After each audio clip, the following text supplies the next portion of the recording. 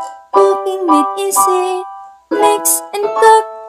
Hindi lang po ang ating mga mata ang bubusugin ng makulay na kakaning ito, siguradong magugustuhan rin po ito ng ating buong pamilya, ganoon na rin po ng ating mga suki. Dahil ang 200 pesos mo, may isang bilaong napakasarap na sapin-sapin ka na. Tara na po at samahan niyo muli ang inyong Mommy Love sa pagluluto nito. Sa isang malinis na mixing bowl, maglalagay po tayo ng glutinous rice flour or giniling na malagkit na bigas.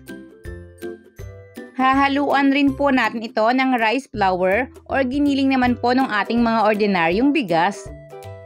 Ito po ay nabibili sa supermarket, ganoon na rin po sa ating mga palengke. Maglalagay rin po ako rito ng light brown sugar. Kahit anong kulay naman po ng asukal ay pwede nyong gamitin. Ito lang po yung aking gamit dahil ito po yung mas mura sa panahon ngayon. Gagamit rin po tayo rito ng condensed milk. Ang buong sukat ng ating mga ingredients ay kumpleto po sa ating description box. Ganoon na rin po sa bandang dulo ng ating video kasama po ang ating full costing. Nilagay na rin po natin ngayon yung ating coconut milk. Ganoon na rin po yung ating coconut cream. Then, i-mix lang po natin lahat itong ating mga ingredients. Aim po natin na makakuha ng smooth consistency ng ating mixture. Kaya after po natin itong mahalo, sasalain po natin ito.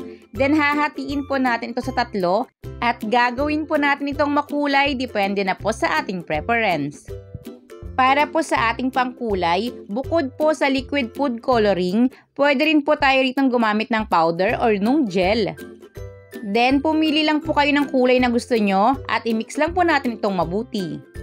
Total of 6 cups nga po pala ang buo nating mixture. Then hinati po natin ito sa 3 na halos tig to 2 cups bawat isa na tumitimbang po per color ng 500 grams.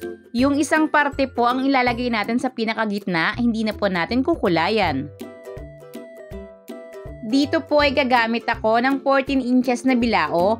Katulad po doon sa nakaraan nating video sa ating special kutsinta sa bilao. At sa ating special puto ala Goldilocks sa bilao, ganun rin po yung ating gagamitin ngayon. Pero still, kung available naman po sa inyo ang malalaking aluminum pan, pwedeng yun po yung inyong gamitin. Kapag kumukulo na po yung tubig sa ating steamer, ilagay na po natin yung ating bilao. Then dito po ilalagay na po natin yung ating magiging first layer. Siguraduhin lang po natin na yung ating buong bilao ay malalagyan nito. Kaya naman po galaw-galawin po natin ito gamit ang ating spatula or kahit na anong sandok. Yung nilagay po nating dahon ng saging, huwag nyo pong kakalimutan na i-grease nyo po itong mabuti dahil ginamitan po natin to ng glutinous rice flour kaya medyo malagkit po ito. Pwede po kayong gumamit rito ng kahit na anong oil basta wala pong strong na lasa at strong na amoy. Dito po ang gamit ko ay yung oil galing po sa ating latik. Then lulutuin po natin ito over medium-high heat ng 10 minutes. After 10 minutes, ilalagay na po natin yung ating pangalawang layer. Make sure lang po na yung pinakaibabaw ng inyong first layer ay ganito na, dry na po at hindi na po basa. Hindi pa po ito fully cook pero mas firm na ito kaya po hindi na maghahalo yung bawat kulay.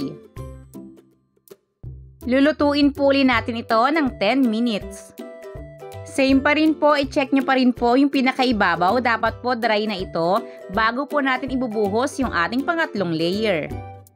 Ito pong ating sapin-sapin recipe, pwede nyo po itong gawin gamit po yung inyong mga puto molder or even po doon sa mga microwavable tubs. May video na po tayo noon, ilalagay ko po sa ating description box.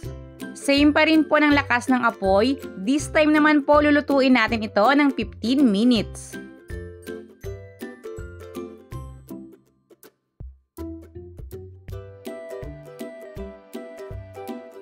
Then, i-toothpick test po natin ito. Dapat po hindi lang po yung pinaka-top yung dry, luto na rin po yung hanggang sa pinaka-loob.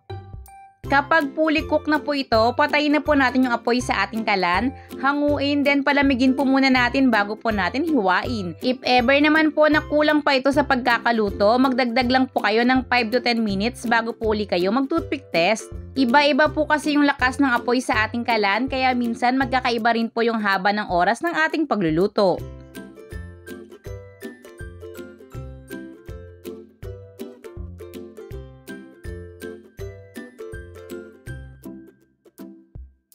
As toppings, pwede po tayo ritong maglagay ng latik. May video na rin po tayo nito. Isang ingredients lang, magagawa na po natin itong mabango at malutong na latik. Ilalagay ko po yung link sa ating description box. And charan! Heto na po mga palalabs. Ang isa na naman po nating kakanin na niluto lang po natin gamit ang ating bilao. Makulay, napakasarap. At talaga naman pong bibida kapag nakahain na ito sa ating mesa.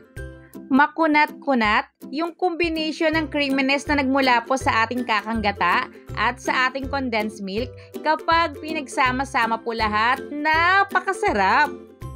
Tamang-tama lang din po yung tamis nito kaya hindi nakakaumay, yun nga lang mapaparami kayo ng kain.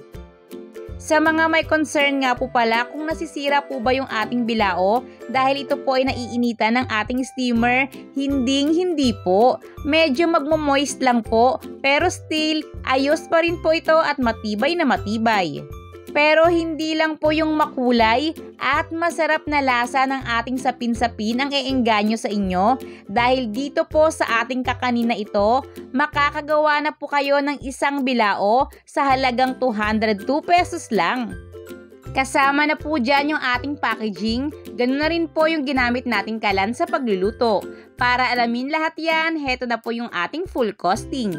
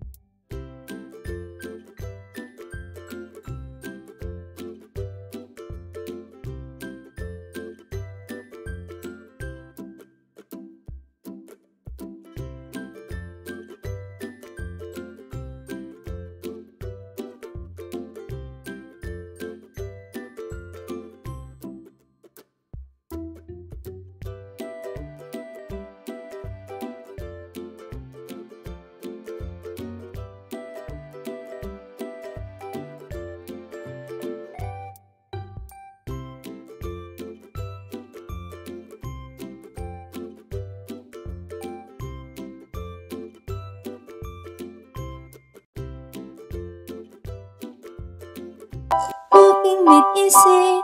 Mix and cook.